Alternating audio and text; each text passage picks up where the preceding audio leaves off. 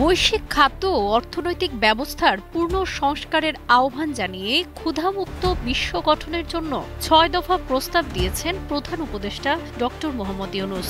তিনি বলেছেন, ক্ষুধা কোনো অভাবের কারণ নয়, এটি আমাদের তৈরি করা অর্থনৈতিক কাঠামোর ব্যর্থতা।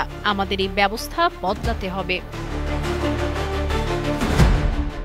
ইতালির রোমে জাতিসংঘের খাদ্য ও কৃষি সংস্থার FAOর সদর দপ্তরে আয়োজিত বিশ্ব খাদ্য ফোরাম WFF ২০২৫-এর উদ্বোধনী অনুষ্ঠানের মূল বক্তব্যে তিনি একথা বলেন।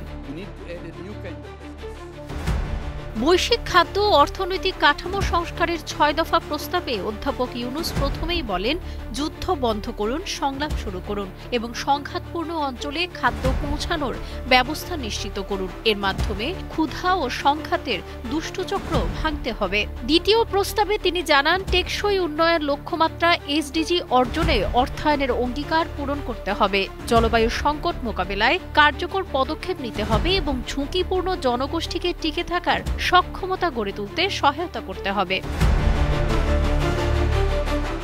বাংলাদেশের প্রথম ইমিউনিটি বুস্টার সমৃদ্ধ ফ্যান্টাস্টিক হ্যাপি এনার্জি বিস্কিট। তৃতীয় প্রস্তাবে তিনি জানান, আঞ্চলিক খাদ্য ব্যাংক গঠন করে খাদ্য সরবরাহ চেইন স্থিতিশীল রাখতে হবে। চতুর্থ প্রস্তাবে অধ্যাপক ইউনূস বলেন, তরুণ কৃষি উদ্যোক্তা ও স্থানীয় ব্যবসায়ীদের অর্থায়ন, অবকাঠামো ও বৈশ্বিক অংশীদারিত্বের মাধ্যমে সহায়তা দিতে হবে।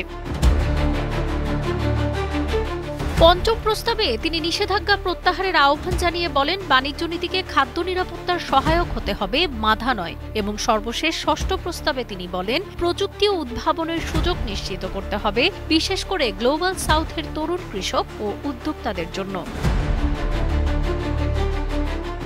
এ সময় অধ্যাপক ইউনূস তার স্বপ্নের ৩-০ বিশ্ব অর্থাৎ শূন্য দারিদ্র্য, শূন্য বেকারত্ব ও শূন্য কার্বন নিঃসরণ ধারণা ব্যাখ্যা করে বলেন, এটি কোনো কল্পনা নয়, এটি অপরিহার্য, বিশ্ব বাঁচানোর একমাত্র পথ। সাবরিনা কাজী, কালের কণ্ঠ।